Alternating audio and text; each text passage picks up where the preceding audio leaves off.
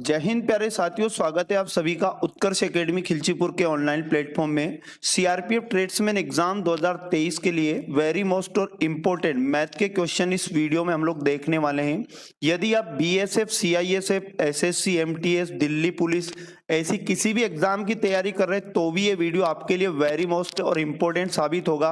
Paper यही से आएगा, पास कराने वाली ये वीडियो होगी। एक भी क्वेश्चन को बिना स्किप किए पूरे वीडियो को ध्यानपूर्वक देखना है। इस प्रकार के वीडियो का आज हमारा 53वां पार्ट है। इससे पहले हमारे 52 पार्ट कंप्लीट हो चुके हैं। यदि आप लोगों ने वो नहीं देखे तो प्लेलिस्ट में जाकर आप उन्हें भी देख लें। इस क्लास का पीडीएफ यदि आप लोग डाउनलोड करना चाहते हैं तो आप हमारे टेलीग्राम से जुड़ सकते हैं। टेलीग्राम का लिंक आपको इस वीडियो के डिस्क्रिप्शन में मिल जाएगा। आज का पहला क्वेश्चन आपके सामने है। एक टोपी का अंकित मूल्य 2000 रुपए है। इस पर 15% और X% की दो क्रमागत छूटें दी जाती हैं। यदि टोपी का विक्रय मूल्य आपको दिया है तो X का मान बताना है। इस क्वेश्चन को करने के लिए सिंपली क्या करेंगे, जो अंकित मूल्य अपने को दिया है 2000 रुपया, पहला डिस्काउंट दिया है 15%। 2000 रुपया डिस्काउंट हमेशा अंकित मूल्य पर दिया जाता है। ये 2000 अपने आप में 100% था। 15% डिस्काउंट हो जाएगा तो यहाँ पर 2000 का 85% हमें निकालना होगा। दूसरा डिस्काउंट बोल रहा है कि X% का है तो 100% एक डिस्काउंट होने के बाद ये वैल्यू अपने आप में 100% हो जाएगी। दूसरा डिस्काउंट 100% में से X% माइनस हो जाएगा और बटे में 100 लिखेंगे। और इसका सेलिंग प्राइस अपने को क्वेश्चन में दिया है 1275, ये बराबर में आ जाएगा। सिंपली क्या करेंगे, इसे सॉल्व कर लेंगे। 2 जीरो से 2 जीरो ये कट हो जाएगा, 1 जीरो से 1 जीरो कट हो जाएगा।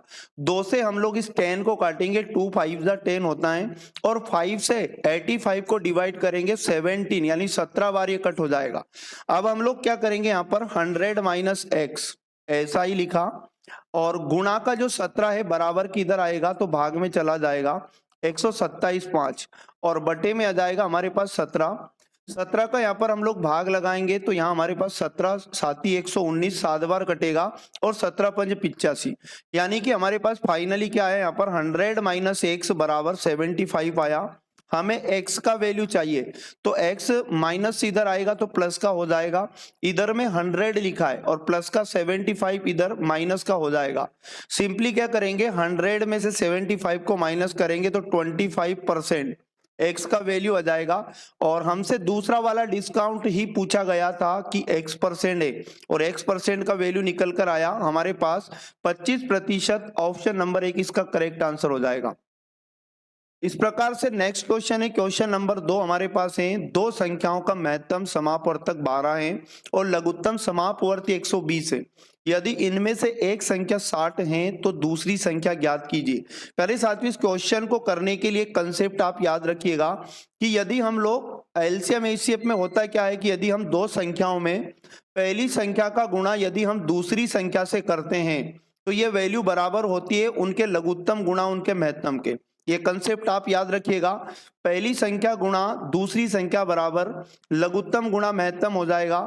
पहली संख्या क्वेश्चन में बताइए हमें यहाँ पर 60 और दूसरी संख्या हमसे पूछा है हम लोग x मान लेंगे और बराबर में जो लघुत्तम दिया है क्वेश्चन में दिया है 120 और उसके बाद एचसीएफ महत्तम समापवर्तक 12 यहाँ पर हमें दिया है। x का वैल्यू चाहिए हमें तो यहाँ पर क्या करेंगे 120 गुणा 12 और मल्टीप्लिकेशन का 60 इधर आएगा तो डिवाइड में चला जाएगा और 0 से 0 कट हो जाएगा। 6 से 12 को कैंसिल आउट करेंगे, 6 2 जा होता है 12 और यहाँ पर x का वैल्यू हमारे पास मिल जाएगा 12 मल्टीप्लिकेशन 2 यानी 24। तो x का वैल्यू कितना आ जाएगा 24। x हमने दूसरी संख्या माना था और दूसरी संख्या का मान यहाँ पर 24 होगा। ऑप्शन नंबर 3 इसका करेक्ट आंसर हो जाएगा। अगला क्वेश्चन है 3 नंबर। ए और बी एक साथ एक कार्य को 20 दिनों में समाप्त कर सकते हैं। यदि उन्होंने एक साथ 8 दिन तक कार्य किया तो उस कार्य का कितना भाग अभी पूरा किया जाना बाकी है। प्यारे साथियों, इसको करने के लिए क्वेश्चन में दिया है कि a प्लस बी एक काम को पूरा करेंगे तो 20 डेज यानी 20 दिन का टाइम लगेगा। सिंपली क्या करो आप लोग, a प्लस बी का एक दिन का काम निकाल लो। a प्लस बी का हम लिखेंगे यहाँ पर एक दिन का काम। एक दिन का काम लाने के लिए क्या करो आप लोग, यहाँ पर एक में यदि हम लोग 20 का डिवाइड करेंगे तो a प्लस बी का एक दिन का काम आ जाएगा। एक दिन का काम हमारे पास आ चुका है। क्वेश्चन ने बोला उन्होंने 8 दिन तक कार्य कर लिया, तो हम क्या करेंगे, a प्लस बी का अब 8 दिन का काम निकाल लेंगे। a प्लस बी का 8 दिन का काम यहां पर हम लोग निकाल लेंगे। तो जो हमारे पास एक दिन का काम आया 1/20, इसमें हम 8 का मल्टीप्लाई करेंगे तो 8 दिन का काम आ जाएगा। 4 दूनी 8 होता है और 4 पंच 20, यानी 8 दिन का काम हो जाएगा इनका 2/5। अब क्वेश्चन में 2/5 काम हमारे पास हो चुका है। कुल काम हमने कितना माना था, तो कुल काम हमने माना था 1। अब क्वेश्चन में बोला गया कि कितना भाग अभी पूरा किया जाना बाकी, मतलब शेष काम पूछा है। तो शेष काम लाने के लिए क्या करो, जो एक काम हमने माना था टोटल, इसमें से जो काम हो चुका है 2/5, इसको हम लोग माइनस कर देंगे। तो 1 माइनस 2/5, 5 पंजा 5 होगा, -2 करेंगे तो 3/5, 3/5 काम और हमारे पास शेष बचेगा। ऑप्शन नंबर 3 इस क्वेश्चन का करेक्ट आंसर हो जाएगा। इस प्रकार से नेक्स्ट क्वेश्चन है आईएमपी। सिंप्लीफिकेशन का एक क्वेश्चन एग्जाम में जरूर फंसेगा, यकीन मानिएगा ऐसा ही क्वेश्चन एग्जाम में आएगा। तो यहाँ पर इसे ध्यानपूर्वक समझना है। इस व्यंजक को सरल कीजिए। यहाँ पर 12 + 11 - 13 प्लस कोष्टक में 4 + 3 लिखा है। तो अगर यहाँ पर हम लोग बोर्डमास रूल लगाएंगे, बोर्डमास, तो यहाँ पर सबसे पहले बोर्डमास रूल के अकॉर्डिंग हमें ब्रैकेट को सोल्व करना होगा। और ब्रैकेट के अंदर क्या लिखा है, 4 + 3, 7 यहाँ पर लिखा है और 7 आ चुका है ब्रैकेट के अंदर। बाकी वैल्यू ऐसा ही लिख लेंगे, यानी कि 12 + 11 - 13 और उसके बाद में प्लस यहाँ पर 7। अब क्या करो, यहाँ पर ये जो प्लस और माइनस फिर प्लस दिखाई दे रहा, पहले प्लस सोल्व होगा तो प्लस प्लस को जोड़ लेंगे। 7 + 1 8, 8 में 2 जोड़ा तो यहाँ पर हो जाएगा 10, कैरी कितना आ जाएगा 1 हो जाएगा। और यहाँ पर 1 और 1 2 और एक कैरी का 3, मतलब 30 बनेगा पॉजिटिव सारे नंबर। इसमें से माइनस कर देंगे 13 को, 10 में से 3 जाएगा तो 7 बचेगा और ये 2 में से 1 जाएगा तो 1 बचेगा। इस प्रकार से इस व्यंजक को सरल करने पर 17 हमारा राइट आंसर आ जाएगा। ऑप्शन नंबर 2 इसका करेक्ट आंसर हो जाएगा।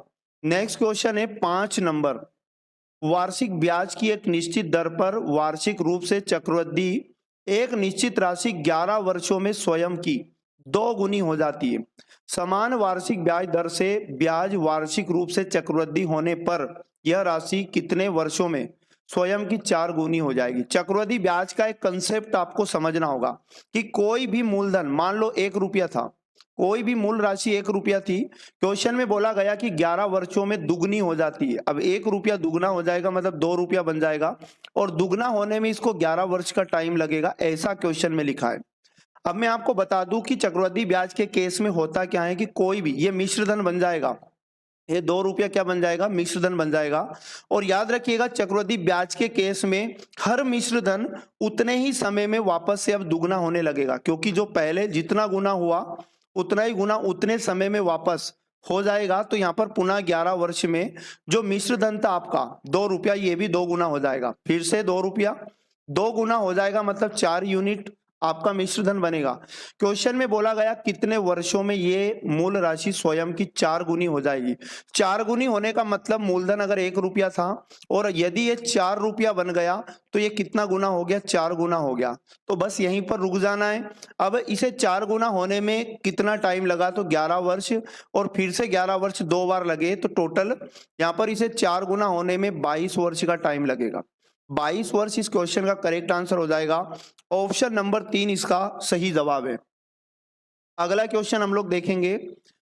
दुकानदार द्वारा 10 किलोग्राम और 30 किलोग्राम मूल्य वाली दाल की 2 किस्मों को किस अनुपात में मिलाया जाना चाहिए जिससे प्राप्त मिश्रण का क्रय मूल्य 15 रुपए प्रति किलोग्राम हो जाए। इस क्वेश्चन को हम लोग मिश्रण विधि से सोल्व करेंगे। मिश्रण विधि तो आप सभी जानते होंगे, और नहीं भी जानते तो मिश्रण विधि में क्या होता है, पहला प्रकार एक साइड लिखते हैं और दूसरा प्रकार का क्रय मूल्य एक साइड लिखते हैं। और होता क्या है, यहाँ बीच में हमेशा पहला प्रकार प्लस दूसरा प्रकार दोनों मिश्रण जो होता है उनका क्रय मूल्य बीच में लिखा जाता है। पहले प्रकार का क्रय मूल्य हमारे पास कितना है, 10 रुपए प्रति किलोग्राम है और दूसरे प्रकार का क्रय मूल्य हमारे पास 30 रुपीज पर किलोग्राम है। अब दोनों मिश्रण को मिलाने के बाद जो क्रय मूल्य बताया 15 रुपए प्रति किलोग्राम, ये बीच में आ जाएगा 15 रुपए प्रति किलोग्राम। अब इधर क्या करो, बड़े में से छोटी वैल्यू को इधर घटा लो और बड़े में से छोटा मान इधर घटा लो।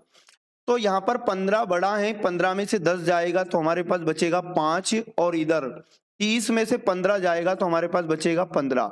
इस प्रकार हमारे पास क्या बचेगा, यहाँ पर जो ये 15 रेशो 5 बना, इसे हम लोग रेशो में कन्वर्ट कर लो। 5 1 जा 5 और 5 3 जा होता है 15।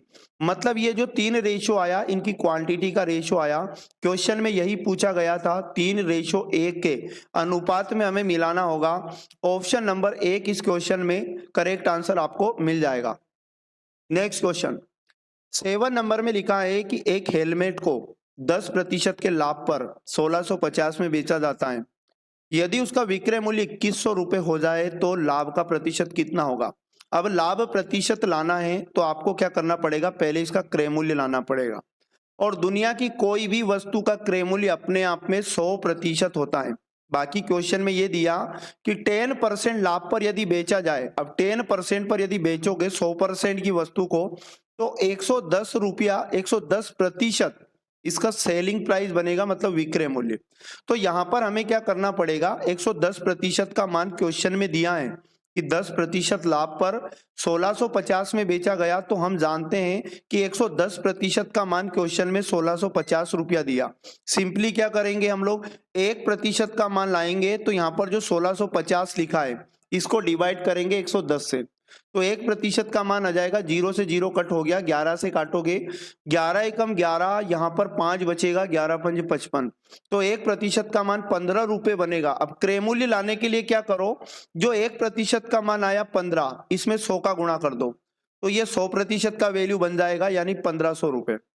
इस वस्तु का क्रय मूल्य कितना बन चुका है, 1500 रुपए बन चुका है। क्वेश्चन में हमसे बोला गया कि अगर इसका विक्रय मूल्य 2100 रुपए बने तो लाभ प्रतिशत बताओ। हम जानते हैं कि लाभ प्रतिशत का फॉर्मूला जो होता है, लाभ बटे क्रय मूल्य गुणा 100 होता है, लाभ बटे क्रय मूल्य गुणा 100। सिंपली क्या करो, लाभ निकालो, तो लाभ निकालने के लिए क्या करोगे, 2100 में से 1500 को माइनस करेंगे तो 600 रुपए का लाभ हो जाएगा। 1500 की वस्तु अगर 2100 में बेची जाए तो 600 रुपए का लाभ हो जाएगा। लाभ का प्रतिशत बताना है तो प्रॉफिट परसेंट बराबर, प्रॉफिट को हम ऊपर लिखेंगे बटे के, यानी 600, और बटे में क्रय मूल्य लिखेंगे। कॉस्ट प्राइस कितना हमारा पास निकल के आया, क्रय मूल्य यहाँ पर 1500, बटे में 1500 और मल्टीप्लिकेशन 100 कर दो। 2 0 से 2 0 कट हो जाएगा, 5 3 15 हो जाएगा, 5 एकम 5, 1 बचा, 5 दूनी 10, 0, 3 से काटेंगे, हमारे पास 3 चुक 12, 0, 40% इस क्वेश्चन में लाभ हो जाएगा। ऑप्शन नंबर 2 इसका करेक्ट आंसर है। अगला क्वेश्चन है 8 नंबर। दो संख्याएं इस प्रकार है कि पहली संख्या दूसरी संख्या की 3 गुनी है। यदि इन दोनों संख्याओं का औसत 72 है तो पहली संख्या ज्ञात कीजिए। दो संख्याओं की क्वेश्चन में बात की जा रही है, एक संख्या को a मान लो, दूसरी संख्या को b मान लो। तो यहाँ पर बोला गया पहली संख्या दूसरी की 3 गुनी है, दूसरी को हम लोग मान लेते हैं 1 है, 1 रेशो में है, तो पहली संख्या दूसरी की 3 गुनी है, तो 3 रेशो पहली संख्या हो जाएगी। क्वेश्चन में दोनों का औसत दिया तो हम लोग योग निकाल लेंगे, और योग का जो फॉर्मूला बनता है, योग बराबर होता है औसत गुणा संख्या। तो औसत अपने को दिया है क्वेश्चन में दोनों का 72, और ये कितनी संख्याएं, 2 संख्याएं। योग बनाने के लिए 72 में 2 का गुणा करेंगे तो 144, 144 दोनों का योग आ गया। अब हम लोगों को 144 को 2 हिस्से में बांटना है 3:1 के अनुपात में, तो यहाँ पर इस रेशो का भी योग करेंगे। 3 में 1 जोड़ेंगे तो ये 4 रेशो बनेगा, और 4 रेशो का वैल्यू कितना है, 144 है। यहाँ से 1 रेशो का मान लाओ तो 4 का भाग लगेगा, 4 3 12, 2 बचा, 4 छंग 24, 1 रेशो बराबर आ जाएगा 36। क्वेश्चन में बोला गया कि पहली संख्या बताओ, तो जो पहली संख्या का रेशो है 3 है, 1 रेशो के मान का गुणा आप 36 से कर दोगे, मतलब 3 का गुणा 1 रेशो के मान से कर देंगे तो हमारे पास पहली संख्या आ जाएगी। 3 छंग 18 हो जाएगा, कैरी 1, 3 3 9 और 1 10, यानी पहली संख्या कितनी हो जाएगी, 108। ऑप्शन नंबर 3 इस क्वेश्चन का भी करेक्ट आंसर हो जाएगा। क्वेश्चन नंबर 9 है हमारे पास, यदि a रेशो d बराबर 5:4, b रेशो c बराबर 6:5 और c रेशो d बराबर 7:10 हो तो a रेशो d का मान बताओ। जब कभी इस प्रकार से रेशो दिया जाए और आपसे क्वेश्चन में पहला और अंत का मान पूछा जाए, मतलब a रेशो d का मान पूछा जाए, तो दिए गए सभी रेशो का आपस में गुणा कर दो। मतलब 5:4 का मतलब 5/4, फिर इसका गुणा करो अगले रेशो से, यानी 6:5 का मतलब होता है 6/5। फिर से गुणा करो आप 7:10 से, मतलब 7/10 से। आप क्या करो, इसे कट कर लो, 2 दूनी 4 हो जाएगा और 2 तिया 6 हो जाएगा। अब 5 से ये 5 कैंसिल आउट हो जाएगा। अब हमारे पास ऊपर में कुछ बचा है? नहीं बचा है। तो यहाँ पर 7 या 21 बनेगा, ऊपर तो 21 बनेगा और नीचे 10 टू जा होता है 20, यानी 21:20 जो आया हमारे पास A/D का सीधा मान आ जाएगा। हम इसे लिखना चाहें तो A/D बराबर A का मान ऊपर वाला होगा यानी 21 और रेशो D का मान हो जाएगा 20। इस प्रकार से हमारा ऑप्शन नंबर 4 इस क्वेश्चन का करेक्ट आंसर हो जाएगा। अगला क्वेश्चन है, एक संख्या के 73% और उसी संख्या के 45% का अंतर 112 है, संख्या ज्ञात कीजिए। तो प्यारे साथियों, दुनिया की कोई भी संख्या प्रतिशत में यदि बात करें तो 100% होती है और क्वेश्चन में यह बोला गया कि उसी संख्या का 73% और उसी संख्या का 45%, इन दोनों का क्वेश्चन में अंतर बताया, मतलब घटाना अंतर बताया है, ये बराबर हो जाएगा 112 के। मतलब 73% में से यदि हम 45% को घटाएं तो ये वैल्यू 112 के बराबर हो जाएगी। 13 में से 5 गया तो 8 बचेगा और यहाँ पर 6 में से 4 गया 2 बचेगा। मतलब 28% का वैल्यू क्वेश्चन में दिया है 112। सीधा क्या करो, 1% का वैल्यू लेके आओ तो 112 में हम लोग 28 का भाग लगाएंगे। 1% का मान आने के बाद आपको यदि संख्या लाना हो तो 1% के मान में 100 का गुणा करो, 100% का वैल्यू आ जाएगा। क्योंकि हमारी जो संख्या थी वो 100% थी, तो 1% का मान 112/28 बना और इसमें हम 100 का गुणा करेंगे तो 100% का वैल्यू आ जाएगा। 7 चुक 28 होता है, 7 से काटा 7 एकम 7, 7 छंग 42, 4 से 16 को काटेंगे 4 चुक 16। इस प्रकार 4 गुणा 100 400, 400 हमारी वो संख्या हो जाएगी। ऑप्शन नंबर 3 इस क्वेश्चन का करेक्ट आंसर हो जाएगा। तो प्यारे साथियों, ये थे वेरी मोस्ट और इंपॉर्टेंट एग्जाम वाले क्वेश्चन। प्रतिदिन इस क्लास को जरूर देखा करें।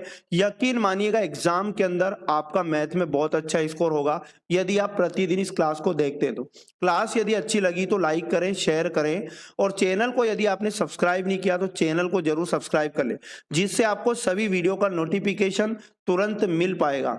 मिलेंगे नेक्स्ट वाले पार्ट में, तब तक पढ़ते रहिएगा सभी लोग। जय हिंद, जय भारत, भारत माता की जय।